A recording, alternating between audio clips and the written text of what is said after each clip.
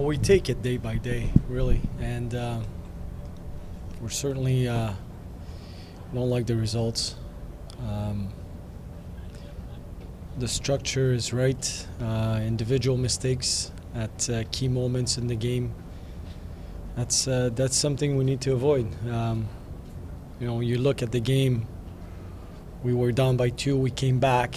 We were up by 1. Their power play has been pretty good, or our power play has to improve. We'll look at that. But, this is the end of a long stretch where we've played every second day. We went on the road for 16 days. Next week will be a good week to reset.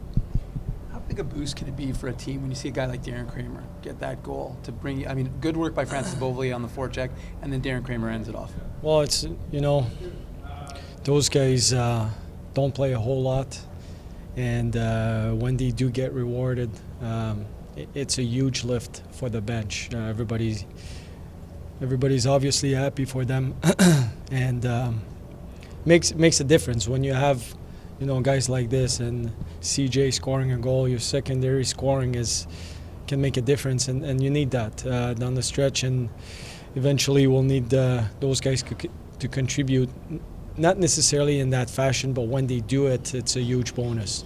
One player who seems to be contributing now on a nightly basis is Brody Sutter. What have you seen from his game? Now he has 3 goals in 3 straight games. Well, the big picture in Brody is the fact that he hasn't played a whole lot last year. He was injured for most of the season. Big body. He had a good summer, but we were having such a great start. He didn't play a whole lot the first half, but he kept working hard. Brody has a real mature approach of what it takes to play hockey. His practice habits are really good, and now he's found a rhythm where he's playing a little bit more, and he's contributing offensively. But I think that he's the type of player that the second half and the playoff can have a real impact in the game. But looking at the big picture, it was,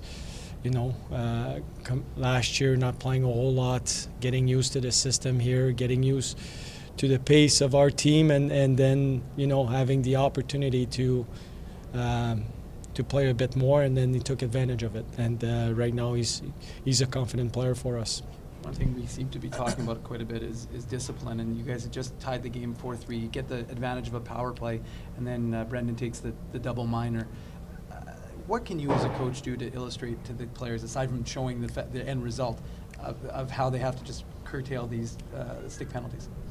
Well, your stick has to be on the ice. I mean, we took more than one like this tonight, and your stick has to be on the ice. These are the rules, and this is what we need to be aware of. We need to be aware, what the referees are looking at, and if your stick is not on the ice and the referee sees it, you're going in the box.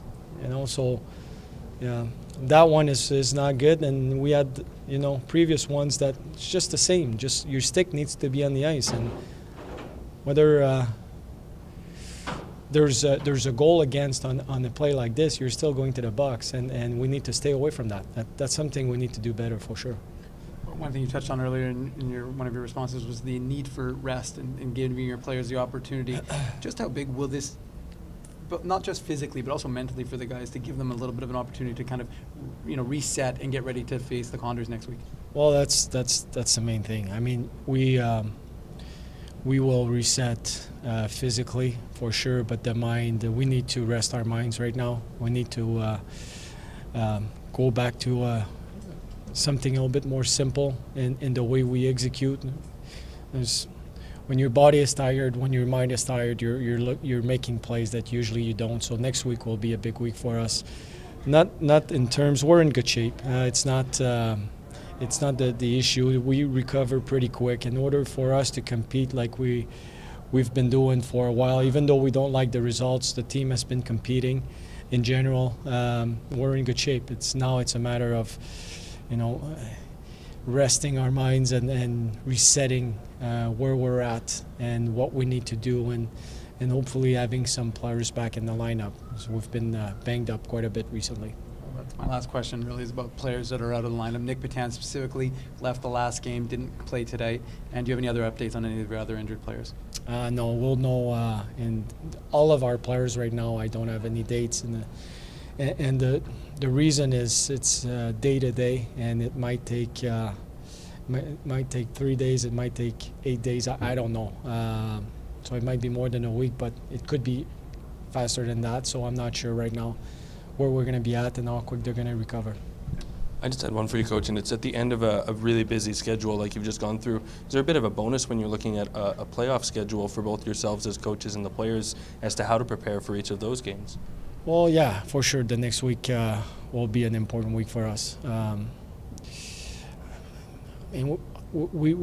the team speaks about the playoffs and stuff and what's going to happen, but when I look at the standing, we haven't clinched the playoff yet, and we just need to take care of what we need to do right for the next game, and that's the best preparation we can have for the playoffs. Making sure we do the right things, we focus on what we need to do, how we need to play, how we need to work, and that's the best. To me, that's the best preparation for playoffs.